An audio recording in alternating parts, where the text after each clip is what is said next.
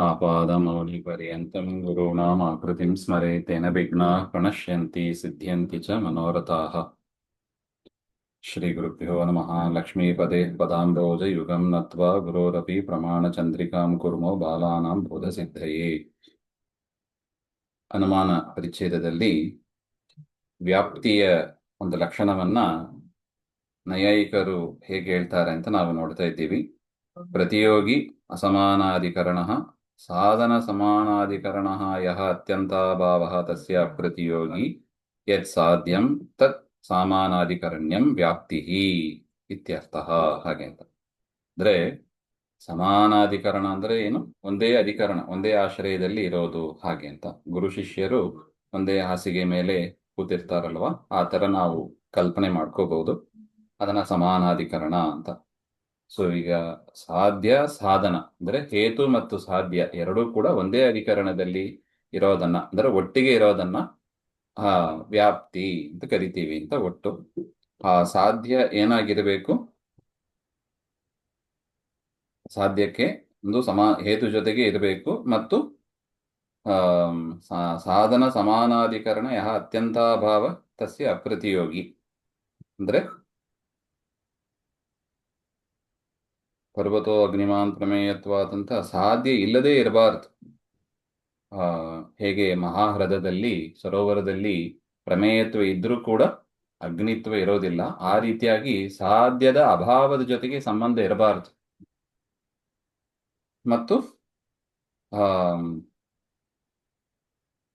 ವೃಕ್ಷ ಸಂಯೋಗಿ ದ್ರವ್ಯತ್ವಾತ್ ಅಂತ ಹೇಳಿದಂತೆ ಸಂಯೋಗದ ಅಭಾವದ ಪ್ರದೇಶದಲ್ಲಿ ಪ್ರತಿಯೋಗಿತ್ವ ಸದ್ಭಾವ ಪ್ರತಿಯೋಗಿ ಸಮಾನಾಧಿಕರಣ ಹಾಗೆ ಅಂತ. ಸಂಯೋಗದ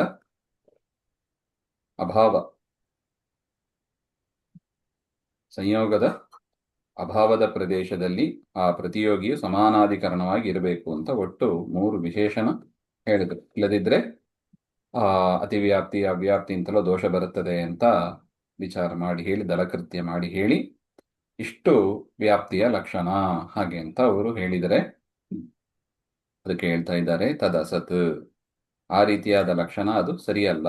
ಯಾಕೆ? ಅದಕ್ಕೆ ಹೇಳ್ತಾ ಇದ್ದಾರೆ ಊರ್ಧ್ವ ದೇಶೋ ವೃಷ್ಟಿಮಾನ್ ಅಧೋ ದೇಶೇ ನದೀಪೂರಾತ್ ಯದಾ ಅಧೋ ದೇಶೇ ನದೀಪುರಃ ತದಾ ಊರ್ಧ್ವ ದೇಶೇ ವೃಷ್ಟಿಃ ಯಥಾ ಸಂಪ್ರತಿಪನ್ನಂ ಇತ್ಯಾದಿ ವ್ಯಧಿಕರಣ ಅನುಮಾನೆ ಅವ್ಯಾಪ್ತೇಃ. ನೀವು ಹೇಳಿದ ಲಕ್ಷಣಕ್ಕೆ ಅವ್ಯಾಪ್ತಿ ಎನ್ನುವ ದೋಷ ಬರುತ್ತದೆ. ಅವ್ಯಾಪ್ತಿ ಅಂದ್ರೆ ಏನರ್ಥ? ಲಕ್ಷ್ಯದ ಎಲ್ಲ ಕಡೆ ಈ ಲಕ್ಷಣ ಕೂಡದೇ ಇರೋದು. ಲಕ್ಷ್ಯದ ಕೆಲವು ಕಡೆ ಮಾತ್ರ ಕೂಡಿ ಬರುತ್ತದೆ, ಕೆಲವು ಕಡೆ ಕೂಡಿ ಬರಲ್ಲ. ಅದಕ್ಕಿಂತ ಅವ್ಯಾಪ್ತಿ ಅಂತ ದೋಷ ಅಂತ ನಾವು ನೋಡಿದ್ದೀವಿ. ಯಾವ ಅನುಮಾನದಲ್ಲಿ ಲಕ್ಷಣ ಬರೋದಿಲ್ಲ ಹೇಳಿ ಹಾಗೆ ಅಂತ ಕೇಳಿದರೆ, ಅದಕ್ಕೆ ಟೀಕಾಕೃತ್ಪಾದರು ಹೇಳ್ತಾರೆ, ಇದು ಪ್ರಮಾಣ ಪದ್ಧತಿಯ ವಿಚಾರ. ಇದು ಊರ್ಧ್ವ ದೇಶ ವೃಷ್ಟಿಮಾನ್ ಅಧೋ ದೇಶಿ ನದೀಪೂರಾತ್. ನೋಡಿ, ಊರ್ಧ್ವ ದೇಶ ಅಂದ್ರೆ ಒಂದು ಪರ್ವತ ಅಂತ ಇಟ್ಟುಕೊಳ್ಳೋಣ. ಪರ್ವತದಲ್ಲಿ ಮೇಲಿನ ಭಾಗದಲ್ಲಿ ಮಳೆ ಬಂದ್ರೆ ಕೆಳಗೆ ನದಿ ತುಂಬುತ್ತದೆ, ಹೌದಲ್ಲ? ಹಾ, ಹಾಗಿರುವಾಗ ಊರ್ಧ್ವ ದೇಶ ವೃಷ್ಟಿಮಾನ್. ನೋಡಿ, ಪಕ್ಷ ಯಾವುದು ಈಗ? ಊರ್ಧ್ವ ದೇಶ ಪಕ್ಷ. ಊರ್ಧ್ವ ದೇಶ ಪಕ್ಷ. ಸಾಧ್ಯ ಯಾವುದು? ವೃಷ್ಟಿಮಾನ್, ಮಳೆ ಉಳ್ಳದ್ದಾಗಿದೆ. ಅಂದ್ರೆ ಮೇಲಿನ ಭಾಗ, ಮೇಲಿನ ಪ್ರದೇಶ ಅಂದ್ರೆ ಒಂದು ಪರ್ವತದ ಪ್ರದೇಶ, ಅದು ಮಳೆ ಉಳ್ಳದ್ದಾಗಿದೆ. ಹೇಗೆ? ನೀವು ಮಳೆ ಕಾಣ್ತಾ ಇಲ್ಲ, ಹೇಗೆ ಹೇಳ್ತೀರಾ ಹಾಗೆ ಅಂದ್ರೆ ಅಧೋ ದೇಶೇ ನದೀಪೂರಾತ್, ಕೆಳಗಿನ ಭಾಗದಲ್ಲಿ ನದಿ ತುಂಬಿ ಹರಿತಾ ಇದೆ. ಹಾ, ಸೊ ಅದರಿಂದ ಏನಾಯ್ತು ನೋಡಿ. ಈಗ ಹೇತು ಯಾವುದು? ನದೀಪುರ, ನದಿಯಲ್ಲಿ ಫ್ಲಡ್ ಬಂದಿದೆ. ಅದು ಎಲ್ಲಿದೆ? ಕೆಳಗೆ ಇದೆ. ಮಳೆ ಬಂದಿದೆ ಅಂತ ನಾವೆಲ್ಲಿ ತೀರ್ಮಾನ ಮಾಡಿದ್ದು? ಮೇಲೆ ಬಂದಿದೆ ಹಾಗೆ ಅಂತ. ಅದು ಎಲ್ಲಿದೆ? ಮಳೆ ಬಂದದ್ದು ಸಾಧ್ಯ ಅಲ್ಲ, ಸಾಧ್ಯ ಮಳೆ ಬಂದಿದೆ ಹಾಗೆ ಅಂತ. ಕೆಳಗೆ ಮಳೆ ಬಂದಿಲ್ಲ, ಕೆಳಗೆ ಮಳೆ ಬಂದಿರೋದು ಮೇಲೆ. ಹಾ, ಸೊ ಮೇಲ್ಗಡೆ ತುಂಬಿರೋದ್ರಿಂದ ಅದರಿಂದ ಮೇಲ್ಗಡೆ ಪ್ರದೇಶದಲ್ಲಿ ಮಳೆ ಬಂದಿದೆ. ಯಾಕೆ? ಕೆಳಗಿನ ಪ್ರದೇಶದಲ್ಲಿ ನದಿ ಪೂರ್ಣವಾಗಿರೋದ್ರಿಂದ ಅಂತ ನಾವು ಅನುಮಾನದಿಂದ ತಿಳಿತೀವಿ. ಇದನ್ನ ಬೆಳಿಗ್ಗೆದ್ದು ನೋಡ್ತೀವಿ, ನದಿಯಲ್ಲಿ ನೀರು ಹರಿತಾ ಇದೆ. ಏನ್ ತೀರ್ಮಾನ ಮಾಡ್ತೀವಿ? ಮೇಲಿನ ಪ್ರದೇಶದಲ್ಲಿ ಮಳೆ ಬಂದಿರಬೇಕು. ಮಳೆ ಬಂದಿರಬೇಕು. ಹಾ. ಸೊ ಅದರಿಂದ ಈ ಒಂದು ಅನುಮಾನದಲ್ಲಿ ಆ ಸಾಧ್ಯ ಊರ್ಧ್ವ ದೇಶದಲ್ಲಿ ಇದೆ, ಹೇತು ಕೆಳಗಿನ ದೇಶದಲ್ಲಿ ಇದೆ. ಅದರಿಂದ ಏನಿಲ್ಲ ಇಲ್ಲಿ, ಸಮಾನಾಧಿಕರಣ ಇಲ್ಲ. ಗುರು ಶಿಷ್ಯ ಒಂದೇ ಕಟ್ಟದಲ್ಲಿ, ಒಂದೇ ಹಾಸಿಗೆಯಲ್ಲಿ ಕೂತು ಓದುವಂಗೆ ಓಕೆ. ಓದಕ್ಕಾಗ್ತದ? ಇದು ಒಂದೇ ಸಮಾನಾಧಿಕರಣ ಇಲ್ಲ ನೋಡಿ. ನದಿ ಹರಿತಾ ಇರೋದು ಕೆಳಗೆ, ಹೇತು ಇರೋದು ಕೆಳಗೆ, ಪಕ್ಷ ಸಾಧ್ಯ ಇರೋದು ಮೇಲೆ ಊರ್ಧ್ವ ದೇಶದಲ್ಲಿ. ಮೇಲೆ. ಹಾ. ಸೊ ಅದರಿಂದ ಸಮಾನಾಧಿಕರಣ ಬರೋದಿಲ್ಲ. ಅದರಿಂದ ಈ ಒಂದು ಅನುಮಾನದಲ್ಲಿ ಅತಿವ್ಯಾಪ್ತಿ ಬರುತ್ತದೆ. ಇದು ಎಲ್ಲರೂ ಒಪ್ಪಿರುವ ವಿಚಾರಣೆ ಇದು. ಮಳೆ ಮೇಲೆ ಮಳೆ ಬಂದ್ರೆ ಕೆಳಗೆ ನದಿ ಹರಿಯೋದು ಎಲ್ಲರೂ ಒಪ್ಪಿರುವ ವಿಚಾರಣೆ ಇದು. ಹಾಗೆ ಅಂತ ನಾವು ಹೇಳ್ತೀವಿ. ಇದನ್ನ ಹೇಳಿದ್ರೆ ಅದಕ್ಕೆ ನೈಯಾಯಿಕರು ಹೇಳ್ತಾರೆ, ನಾನು ಇದಂ ದೂಷಣಂ ಭವತಾಂ ಸಮಾನಂ. ಅಲ್ಲ, ನೀವು ನಮಗೆ ಹೇಳ್ತಿರಲ್ಲ, ನಿಮಗೂ ಈ ಈ ಅನುಮಾನದ ನಿಮ್ಮ ಲಕ್ಷಣ ಪ್ರಕಾರ ಹೇಳಿದ್ರು ಕೂಡ ನೀವು ಕೂಡ ಸಮಾನಾಧಿ ಅಂದ್ರೆ ಆ ನೀವೇನ್ ಹೇಳಿದ್ರಿ? ಆಮ್, ಅವಿನಾಭಾವ ಸಮಾನಾಧಿಕರಣ ಸಂಬಂಧ. ಇಲ್ಲ. ಹಾ. ನಾವೇನ್ ಹೇಳಿದ್ದು? ವ್ಯಾಪ್ತಿಯ ಲಕ್ಷಣ ನಾವೇನ್ ಹೇಳಿದ್ದು? ಅವ್ಯಭಿಚರಿತ ಸಾಧ್ಯ ಸಂಬಂಧ ವ್ಯಾಪ್ತಿ. ಹಾಗೆ ಸಹಚರ್ಯ ನಿಯಮ ಅಂತ ನಾವು ಹೇಳಿದ್ದೀವಿ, ಅಂದ್ರೆ ಒಟ್ಟಿಗೆ ಇರೋದು ಹಾಗೆ ಅಂತ. ಮತ್ತೆ ನೀವು ನಿಮ್ ಪ್ರಕಾರ ಒಟ್ಟಿಗೆ ಇಲ್ಲ ನೋಡಿ. ಅದು ಎಲ್ಲ ಮೇಲೆ ಇದೆ, ಇದೆಲ್ಲ ಕೆಳಗೆ ಇದೆ. ಸಾಧ್ಯ ಮೇಲೆ ಇದೆ, ಹೇತು ಕೆಳಗೆ ಇದೆ. ನಿಮ್ ಪ್ರಕಾರ ಕೂಡ ಒಟ್ಟಿಗೆ ಇಲ್ಲಲ್ಲ, ನಿಮಗೂ ಈ ದೋಷ ಬಂದೇ ಬರ್ತದೆ ಈ ಅನುಮಾನ ಪ್ರಕಾರ ಹಾಗೆ ಅಂತ ಹೇಳಿದರೆ, ಅದಕ್ಕೆ ನಾವು ಹೇಳ್ತೀವಿ, ಕಾರ್ಯಕಾರಣ ಭಾವ ರೂಪಸ್ಯ ಅವ್ಯಭಿಚರಿತ ಸಂಬಂಧಸ್ಯ ವ್ಯಧಿಕರಣ ಅನುಮಾನೇ ಸತ್ವಾತ್. ವ್ಯಧಿಕರಣ ಅನುಮಾನ ಅಂದ್ರೆ ಸಮಾನ ಅಧಿಕರಣಕ್ಕೆ ಆಪೋಸಿಟ್. ವ್ಯಧಿಕರಣ ಅಂದ್ರೆ ಒಂದೊಂದು ಕಡೆ ಇರೋದು ಅಂತ ಅರ್ಥ. ಸಮಾನ ಅಧಿಕರಣ ಅಲ್ಲ, ಅದಕ್ಕೆ ಆಪೋಸಿಟ್ ವ್ಯಧಿಕರಣ. ಹಾಗೆ ಅಂದ್ರೆ ಏನರ್ಥ? ಪಕ್ಷ ಒಂದು ಕಡೆ, ಅದು ಸಾಧ್ಯ ಒಂದು ಕಡೆ, ಹೇತು ಒಂದು ಕಡೆ ಅಂತ, ಒಂದೇ ಆಶ್ರಯದಲ್ಲಿ ಇಲ್ಲ ಅಂತ. ಅದನ್ನ ವ್ಯಧಿಕರಣ ಅನುಮಾನ. ಇದು ವ್ಯಧಿಕರಣ ಅನುಮಾನ ನಾವೀಗ ನೋಡಿದ್ದು. ಊರ್ಧ್ವ ಅಂದ್ರೆ ದೇಶ. ಸಮಾನಾಧಿಕರಣಕ್ಕೆ ವಿರುದ್ಧವಾ ಗುರುಗಳೇ? ಹಾ, ಆಪೋಸಿಟ್, ಕರೆಕ್ಟ್. ಹಾ. ಸಮಾನಾಧಿಕರಣ ಅಂದ್ರೆ ಒಂದೇ ಆಶ್ರಯದಲ್ಲಿ ಇರೋದು. ವ್ಯಧಿಕರಣ ಅಂದ್ರೆ ಸರಿ. ಬೇರೆ ಬೇರೆ ಅಧಿಕರಣ ಅಂತ ಆಯ್ತು. ಸೊ ಅದರಿಂದ ನಾವು ಹೇಳ್ತಾ ಇರೋದು ಕಾರ್ಯಕಾರಣ ಭಾವ ರೂಪಸ್ಯ ಅವ್ಯಭಿಚರಿತ ಸಂಬಂಧ. ಒಟ್ಟಿಗೆ ಇರೋದು ಅಂದ್ರೆ ಏನರ್ಥ? ಕಾರ್ಯ ಕಾರಣ. ಯಾವ್ದು ಕಾರ್ಯ ಯಾವ್ದು ಕಾರಣ? ಸಾಧ್ಯ ಅದು ಕಾರ್ಯ, ಸಾಧನ ಅದು ಕಾರಣ. ಹಾಗೆ ಅಂತ ನೋಡಿ. ಪರ್ವತೋ ವನ್ಯಮಾನ್ ಧೂಮಾತ್. ಕಾರ್ಯ ಯಾವುದು, ಕಾರಣ ಯಾವುದು? ಅಗ್ನಿ ಅದು ಕಾರಣ. ಕಾರಣ. ಹಾ. ಧೂಮ ಅದು ನಮಗೆ ಕಾರ್ಯ. ಕಾರ್ಯ. ಕಾರ್ಯ.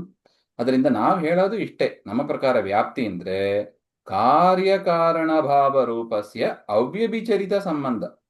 ಎಲ್ಲಿ ಕಾರ್ಯ ಇರುತ್ತದೋ, ಎಲ್ಲಿ ಕಾರಣ ಇದೆಯೋ ಅಲ್ಲಿ ಕಾರ್ಯ ಆಗಿರ್ಬೇಕು. ಈ ಸಂಬಂಧ ನಾವು ಅಷ್ಟೇ ಹೇಳ್ತೀವಿ ಹೊರತು ಏನ್ ಹೇಳಲ್ಲ ಸಮಾನಾಧಿಕರಣ ಅಧಿಕರಣದ ಬಗ್ಗೆ ಇರಬೇಕು. ಹೇಳಲ್ಲ. ಅವ್ಯಭಿಚರಿತ ಸಂಬಂಧ ಅದ ಒಂದು ಕಡೆ ಇದೆ ಒಂದು ಕಡೆ ಇಲ್ಲ ಅಂತ ಹಂಗ ಆಗಿರ್ಬಾರ್ದು. ಎಲ್ಲೆಲ್ಲಿ ಕಾರಣಗಳಿದೆಯೋ ಅಲ್ಲಲ್ಲಿ ಕಾರ್ಯಗಳು ಇದ್ದೇ ಇರುತ್ತೆ ಅಂತ. ಇಲ್ಲಂದ್ರೆ ವ್ಯಭಿಚಾರ ದೋಷ ಬರುತ್ತದೆ. ಅವ್ಯಭಿಚರಿತವಾದ ಸಂಬಂಧವನ್ನು ನಾವು ವ್ಯಾಪ್ತಿ ಅಂತ ಹೇಳ್ತೇವೆ ಹೊರತು ಸಮಾನಾಧಿಕರಣ ಅಧಿಕರಣ. ನಾವು ಹೇಳ್ತಾ ಇಲ್ಲ. ಅಧಿಕರಣ ಒಂದೇ ಇರಬೇಕು, ಹೇತು ಸಾಧ್ಯಗಳಿಗೆ ಒಂದೇ ಅಧಿಕರಣ ಇರಬೇಕು ಅಂತ ನಾವು ಹೇಳ್ತಾ ಇಲ್ಲ ಹಾಗೆಂತ. ಆದ್ರೆ ಒಟ್ಟಿಗೆ ಇರಬೇಕು ಅಂದ್ರೆ ಏನರ್ಥ? ಬೇರೆ ಬೇರೆ ಸಮುಚಿತ ದೇಶದಲ್ಲಿ ಇದ್ರೆ ಸಾಕು. ಉಚಿತ ಅದಕ್ಕೆ ಉಚಿತವಾದ ದೇಶದಲ್ಲಿ ಇದ್ರೆ ಸಾಕು. ಆದರೆ ಇದಿದ್ರೆ ಅದು ಇರಬೇಕು. ಅವಿನಾಭಾವ ಸಂಬಂಧವನ್ನು ನಾವು ಹೇಳ್ತೇವೆ. ಕಾರ್ಯಕಾರಣ ಭಾವ ರೂಪ ಸಂಬಂಧ ಅವ್ಯಭಿಚರಿತ ಸಂಬಂಧವನ್ನ, ಕಾರ್ಯಕಾರಣ ಭಾವ ರೂಪ ಅವ್ಯಭಿಚರಿತ ಸಂಬಂಧವನ್ನು ನಾವು ಹೇಳ್ತೇವೆ ಹೊರತು ಸಮಾನಾಧಿಕರಣ ಅಂತ ನಾವು ಹೇಳಲ್ಲ. ಅದರಿಂದ ನಮಗೆ ಈ ಅನುಮಾನದಿಂದ ದೋಷ ಬರೋದಿಲ್ಲ. ಸಮುಚಿತ ದೇಶದಲ್ಲಿ ಹೇತು ಸಾಧ್ಯಗಳು ಇದ್ರೆ ಸಾಕು, ಒಟ್ಟಿಗೆ ಇರಬೇಕು ಅಷ್ಟೇ. ಒಟ್ಟಿಗೆ ಇರಬೇಕು ಅಂದ್ರೆ ಏನರ್ಥ? ಒಂದೇ ಅಧಿಕರಣದಲ್ಲಿ ಇರಬೇಕು ಅಂತ ನಾವು ಹೇಳ್ತಾ ಇಲ್ಲ. ಸಮುಚಿತ ದೇಶದಲ್ಲಿ ಕಾರ್ಯಕಾರಣ ಭಾವ ರೂಪ ಸಂಬಂಧದಿಂದ ಅದಿದ್ರೆ ಸಾಕು ಅಂತ ನಾವು ಇಷ್ಟು ಒಟ್ಟಿಗೆ ಇರೋದುಂಬ ಅದರ ಅಭಿಪ್ರಾಯ ಹಾಗೆ ಅಂತ ನೋಡಿ. ಅದು ಒಟ್ಟಿಗೆ ಇರೋದುಂಬ ಅದನ್ನ ಎರಡು ರೀತಿಯಾಗಿ ಹೇಳ್ಬೋದು. ಒಟ್ಟಿಗೆ ಇರೋದು ಅಂದ್ರೆ ಏನರ್ಥ? ನೈಯಾಯಿಕರು ಹೇಳುವಂತೆ ಒಂದೇ ಅಧಿಕರಣದಲ್ಲಿ ಇರೋದನ್ನ ಒಟ್ಟಿಗೆ ಇರೋದು ಅಂತ ಹೇಳ್ತೀವಿ. ಕಾರ್ಯಕಾರಣ ಭಾವ ರೂಪ ಸಂಬಂಧ, ಈಗ ಮೇಲೆ ಮಳೆ ಬಂತು, ಕೆಳಗೆ ನೀರು ಹರಿತಾ ಇದೆ, ಫ್ಲಡ್ ನೀರು ಬಂತು ಹೋಯ್ತು. ಹಾಗೆ. ಇಲ್ಲಿ ಏನಾಯ್ತು? ಕಾರ್ಯಕಾರ್ಯ ಭಾವ ರೂಪ ಸಂಬಂಧ ಒಟ್ಟಿಗೆ ಬಂತು. ಮಳೆ ಮತ್ತೆ ಫ್ಲಡ್ ಒಟ್ಟಿಗೆ ಇದೆ ಅಂದ್ರೆ ನಾವು ಹೇಳ್ತೀವಿ. ಮಳೆ ನೀರು ಒಟ್ಟಿಗೆ ಇದೆ ಅಂದ್ರೆ ಏನರ್ಥ? ಮಳೆ ಬಂತು, ಫ್ಲಡ್ ಬಂತು, ಮಳೆ ಅದರಿಂದ ಬಂತು. ಒಟ್ಟಿಗೆ ಇದೆ ಅಂತ. ಹ್ಮ್. ಅದರ ಅರ್ಥ ಒಂದೇ ಸ್ಥಾನದಲ್ಲಿ ಒಂದೇ ಅಧಿಕರಣದಲ್ಲಿ ಇದೆ ಅಂತ ಅರ್ಥ ಇಲ್ಲ. ಸಮುಚಿತ ದೇಶದಲ್ಲಿ, ಅದಕ್ಕೆ ಉಚಿತವಾದ ದೇಶದಲ್ಲಿ ಇದೆ ಅಂತ ಇಷ್ಟು ಹೇಳಿದ್ರೆ ಸಾಕಾಗಿತ್ತು. ಅದರಿಂದ ನಮ್ಮ ಲಕ್ಷಣದ ಪ್ರಕಾರ, ವ್ಯಾಪ್ತಿಯ ಲಕ್ಷಣದ ಪ್ರಕಾರ ವ್ಯಾಪ್ತಿ ದೋಷ ಇಲ್ಲ.